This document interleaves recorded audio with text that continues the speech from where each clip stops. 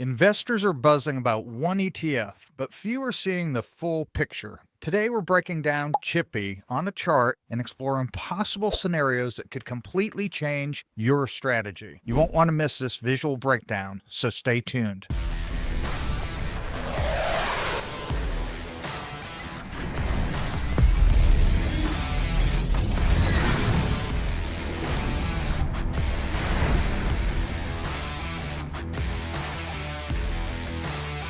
Welcome back to Simply Money. So today I'm going to be looking at CHPY.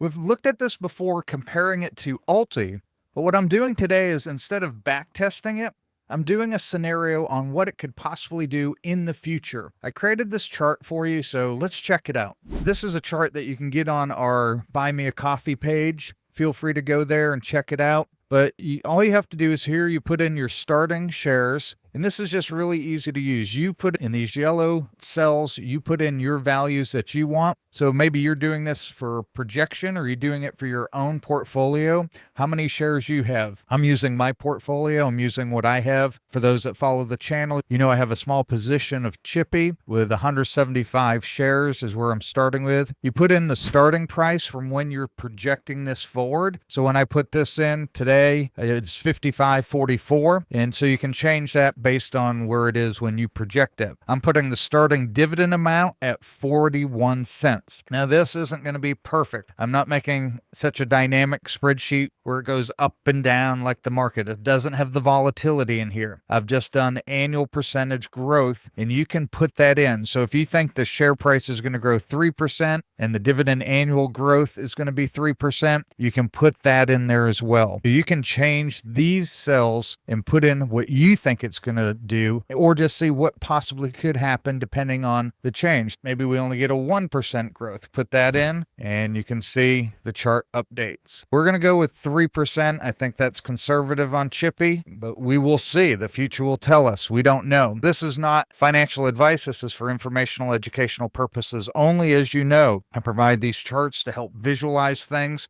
Sometimes trying to see all the finances, see all the data, it's overwhelming. And these charts and graphs really do seem to help. So I'm going to keep providing those as long as you like them. This is CHPY. I'll be doing some more of these, and I will compile them all onto one Google Sheet. So you'll have access to all of the ones I do once I have those done. But I'll do separate videos for each one. And then maybe we can do a video where we're comparing possible growth. Starting out 175 shares, you can see right here, year one, week one, that's today. Our share price, 55.44, dividend amount, 41 cents. That'll pay us $71.75 this first week. A CHPY is a weekly payer, so it will pay you weekly. We're dripping on this. In this scenario, I am dripping. I can add another one where we do this, how it will grow in the future if you're taking the income. I'll be glad to do that. If that's something you'd like to see, put that in the comments below. Say, yeah, I definitely want to see these type of income growth. I want to see it with drip and without drip. But for this one, I'm just doing it with drip to see what it could grow to in the future for you. We see here our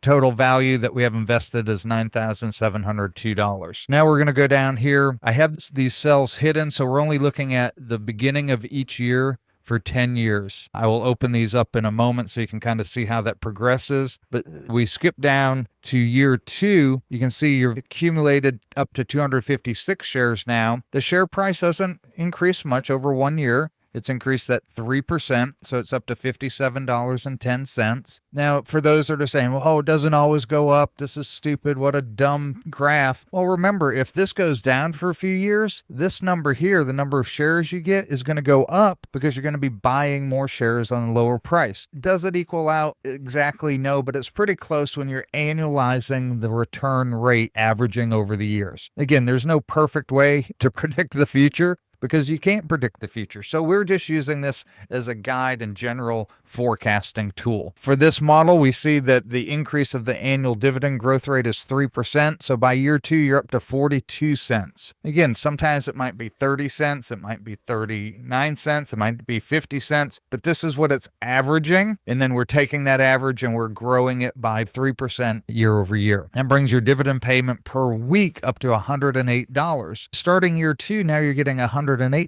per week, and you're not investing anymore. You're just dripping. You're just reinvesting your dividends and buying more shares and watching the snowball or really avalanche dividend grow. Now you're buying, on this week, you're buying 1.9 more shares from this dividend. And at the beginning of year 2, you're at $14,659 value. Nothing spectacular. I mean, it's nice. You've grown your portfolio from 9,700 to 14,000. It's nothing to write home about, but it's definitely solid. But we're doing this on a conservative 3% of both of these. Again, we could jack that up and see what happens. I'll do that in a minute just to play with it for you and let you see how that works. As we go down, let's just look, we'll skip down the columns here. Each year you can see how your shares are snowballing really fast. At the beginning of the 10th year, you're at 5,500 shares, and then your share price is at $72. I think that's a very fair, very conservative estimate that in 10 years, it's going to grow from $55 to $72. But again, who knows?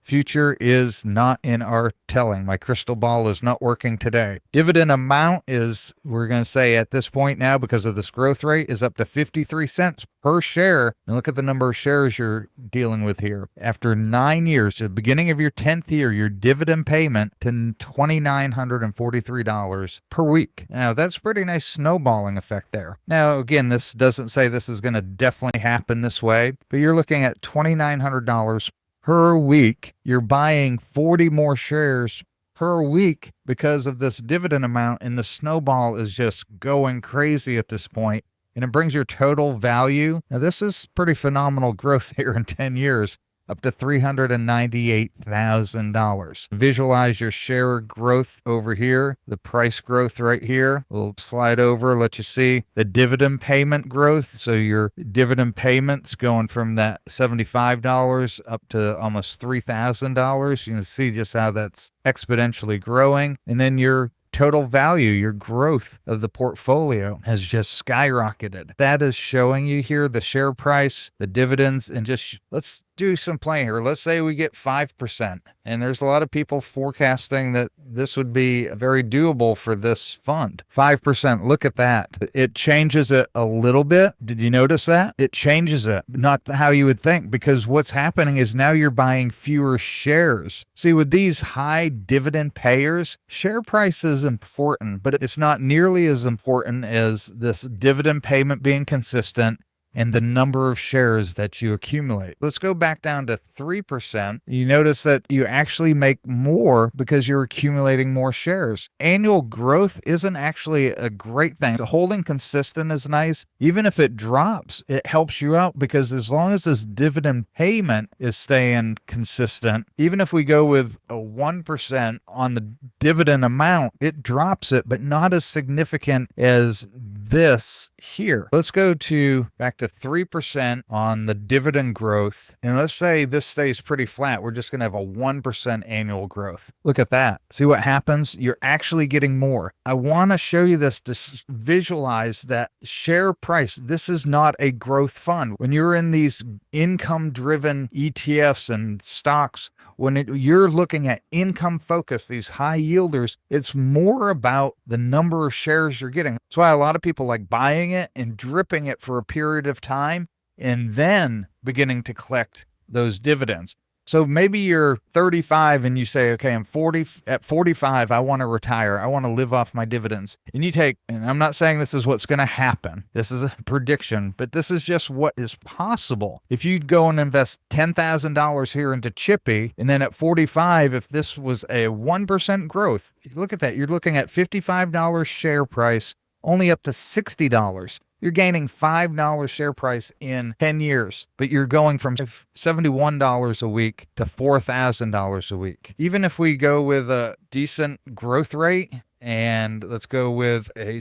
lower dividend growth, still great. Look at that. You're at $1,400 a week. That's over $5,000 a month off of a $9,000 investment. If you invest that, let it ride, drip it, that's the possibility of what could happen. So we'll keep the dividend growth rate there. Let's put this down. Maybe this doesn't grow. Again, you're still getting that $1,800 a month because you're buying more shares with the lower growth rate. So it doesn't grow at all. See what happens? If it stays flat, the share price doesn't change. We have zero growth. In 10 years, it's the same flat price. Look what happened. you're getting almost $3,000 because of the number of shares you're able to get. Now let's look at this. A negative growth rate goes from $55 to $46. That NAV erosion everyone's concerned about. Let's visualize this. Let's say over 10 years, the NAV has gone from $55 to $46. You say, look, you've lost value. I invested $9,700. I'm up to $423. Do you see how that's working? You actually make more because of the increase of shares that you're holding. Now, you might say, well, this isn't going to go up if the NAV's going down. Okay, let's do that. Let's go with a negative 2%. Okay, so we had a loss of NAV. We have a loss of dividend. We're negative on both of those,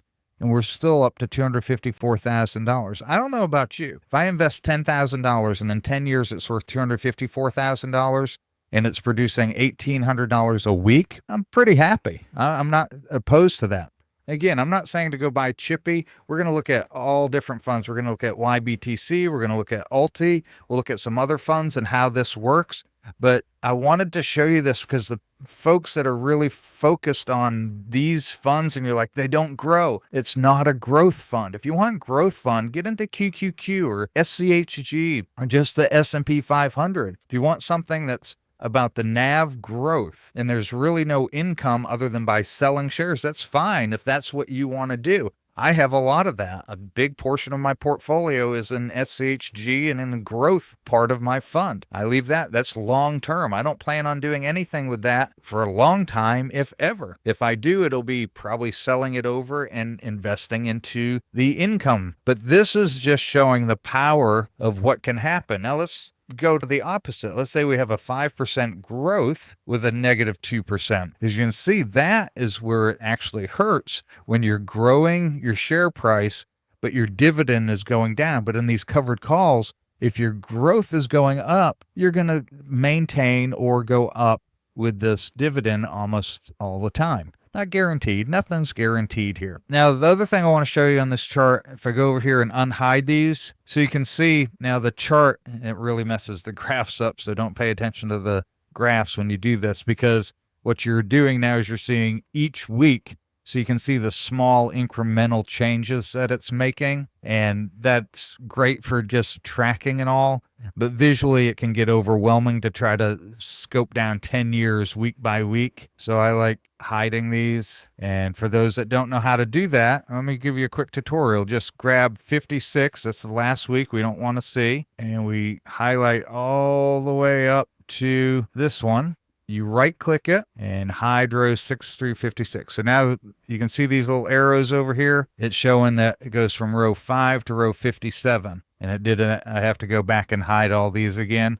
But that's just an easy way to go ahead and change what it looks like. There we go. That's how you hide and unhide cells. I have them hidden just down to 10 years so you can see it in a better visual. I actually ran this down to 20 years. I'm not going to go into 20 years on these because most of these you may not hold that long, but just depending on what happens. But if you do, you can see some phenomenal growth. So any questions on this, please go ahead and leave those in the comments. I appreciate your support. Appreciate those who have given me a lot of feedback and ideas on these different videos. If you have any funds that you'd like to see me run this scenario on, go ahead and shoot that in the comments. Let me know. As well as if you really want to see the same thing over 10 years, I can add a no drip and what happens. So you're getting these distributions. How is it growing with these negative or positive numbers and see the different scenarios?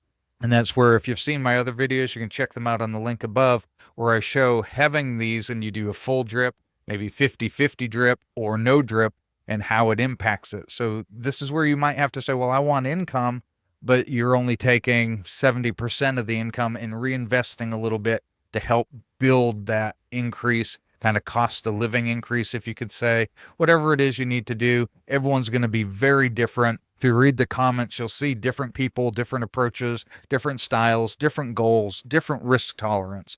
We're all doing this in our personal finances, so they're personal. I do appreciate you joining me. Don't forget to hit that like and subscribe button. It doesn't cost you anything, and it helps us in the algorithms get more videos out to more people. So I appreciate you, and we'll see you next time on Simply Money.